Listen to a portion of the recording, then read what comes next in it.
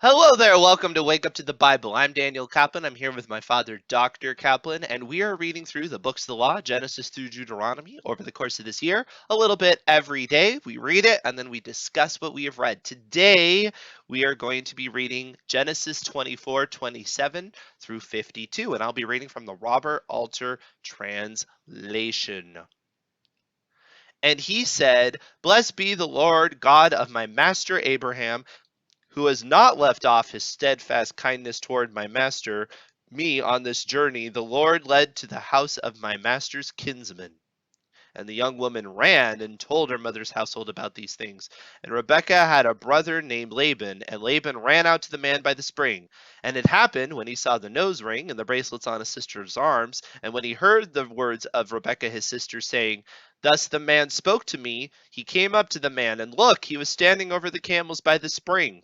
And he said, Come in, blessed of the Lord. Why should you stand outside, when I have readied the house and a place for the camels? And the man came into the house and unharnessed the camel, and he gave bran and feed to the camels, and water to bathe his feet and the feet of the men who were with him. And the food was set before him. But he said, I will not eat until I have spoken my word. And he said, Speak. And he said, I am Abraham's servant.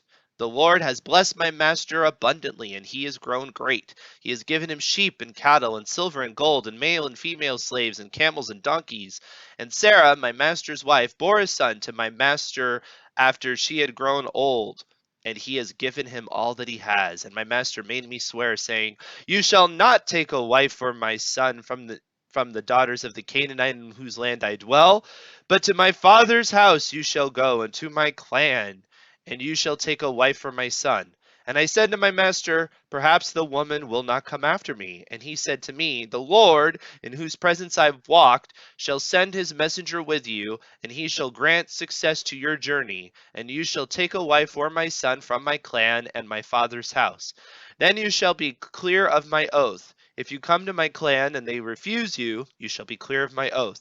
And today I came to the spring and I said, O Lord God of my master Abraham, if you are going to grant success to the journey on which I come, here I am poised by the spring of water, and let it be that the young woman who comes out to draw water, to whom I say, Let me drink a bit of water from your jug, and she says to me, Drink, and for your camels too I shall draw water.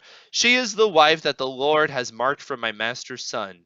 I had barely finished speaking in my heart, and look, Rebekah was coming out, her jug on her shoulder, and she went down to the spring and drew water. And I said to her, Pray, let me drink. And she hurried and tipped down the jug that she carried and said, Drink, and your camels too I shall water. And the camels too she watered. And I asked her, saying, Whose daughter are you? And she said, The daughter of Bethuel, son of Nahor, whom Milcah bore him. And I put the ring in her nose and the bracelets on her arms. And I did obeisance and bowed to the Lord, and blessed the Lord God of my master Abraham, who guided me on the right way to take the daughter of my master's brother for his son. And so, if you are going to act with steadfast kindness toward my master, tell me, and if not, tell me, that I may turn elsewhere. And Laban and Bethuel answered and said, From the Lord this thing has come. We can speak to you neither good nor evil. Here is Rebekah before you. Take her and go, and let her be wife to your master's son, as the Lord has spoken. And it happened, when Abraham's servant heard their words, that he bowed to the ground to the Lord. All right, so we have the offer and the acceptance. But again, kind of what I was talking about yesterday, and if you haven't heard yesterday, take a look back. You have this beginning where she's, rushing into the household. Again, it's this constant emotion with Rebecca. But again, she very well may have seen a good thing, a good offer when and she didn't want her to take advantage of it because it's like, hooray! And then she's like, I'm free. Who knows? It could have been that sort of situation. What are some of your thoughts when you read this? Her dad and her elder brother are a part of this, but seems to particularly the Laban seems to be a very dominant figure in the account here. And again, I think the there were various factors involved, and I think, however, the wealth of Abraham was significant in this. I also want to say that they referred to the God that Abraham worshipped. So you know they weren't on the same page entirely with Abraham, but they were close enough that that Abraham wanted a wife from there for his son rather than from the locals.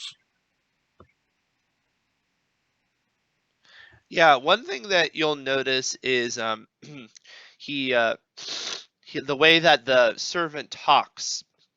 So the first thing he does is he says he's a servant, but then he says that his master has been blessed. It's pretty smart considering who he's talking to, because Laban is definitely somebody who speaks the language of money. So it's smart that he starts there. And then what he mentions too is the next question of, well, how old is this guy that you're trying to get my daughter to marry? And he has to explain that Abraham had a son at a very old age, just so that's cleared up. To my dad's point about Eliezer from a couple times ago, one argument you could make is that maybe this is Eliezer and he looks like a very old servant, and so he's trying to explain that I know I'm really old, but the guy that I'm trying to hook you up with is not nearly that old. He's a normal marrying age for your daughter, perhaps. But he doesn't exactly state it the same way, right? As what Abraham does. He does seem to gear it towards the audience, which is interesting. It's a little bit strategic, right, in terms of how he is phrasing the conversation between himself and Abraham. He had some details because Abraham didn't specifically talk about like his clan, his father's house, right? That's something that he's adding here. I don't believe that's back there, is there? It's different language. Well, let's go back. That was 2023, right? No, no, no, 24, the beginning of the chapter. Hold on, because he says, "To my land and to my birthplace you shall go." Yeah, he doesn't specifically say father's house. I think it's implied. Yeah, I'm not saying that what the servant is doing is dishonest. I'm just saying he is tailoring his language to be, wow, this is so like exactly what Abraham wanted, which it was, but he is still being strategic. I don't know. Maybe it's because I work in marketing that I pick up on these sort of things. But, I think it does show a certain amount of wisdom in terms of tailoring your words to the audience, which isn't deceptive, but it is intentional, if that makes sense. Some of the things you think about.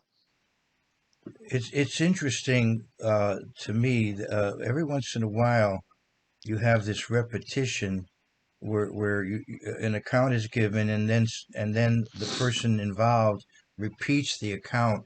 In the case of Peter, in the vision he had, he repeats the account of the vision later, as I recall in Acts, and I think that it's because of just the great importance of this.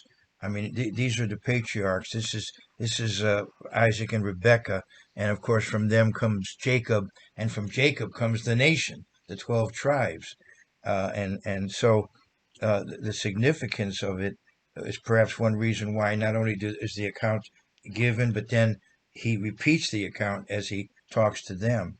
It's interesting that Genesis, there's so much just sort of, in a way you could say glossed over, and a lot of details that aren't given, and yet in certain areas, very specific details are given. It's just interesting to note that. Speaking of specific details, I think from a narrative perspective, it's brilliant writing. I know whoever did this did a great job.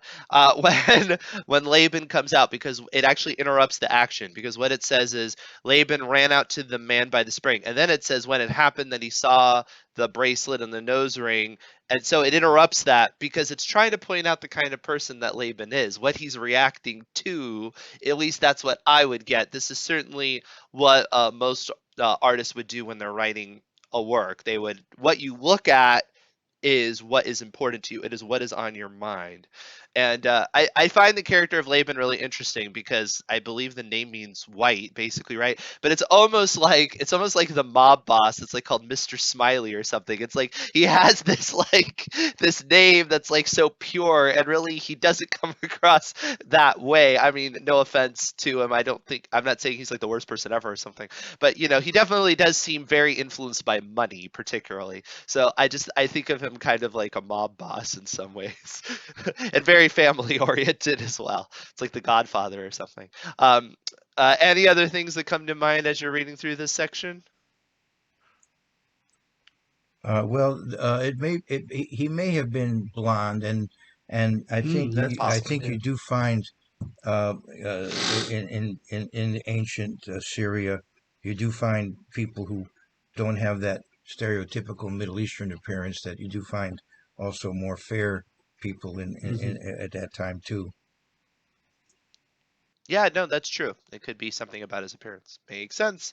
Um, Now, when it says the one thing about Bethul is that it's a little bit confusing because in some areas it makes it come across like he's dead, and then in other areas it makes it come across like he's alive. In here, one thing that I've seen is perhaps when it says and Laban and Bethuel said is what it's really trying to get across is Laban is speaking on behalf of Bethuel because he is dead and he's basically taken charge of the family at this point. Because it does come across like he's dead otherwise, because it talks about her mother's tent or things like that. It just doesn't come across like her father is still around. So if you are concerned by that, if you think it's a narrative contradiction, just realize that's a possibility. That's another way of looking at it. That perhaps what the text is trying to say is Laban is speaking on behalf of Bethuel because that's his position in this moment. It's a possibility. Years ago, uh, there was a Nigerian student at a college where I was teaching, and he brought out the fact that I guess in his culture, the elder brother has a responsibility to look out for the younger sister in situations like this. Yeah, Yeah.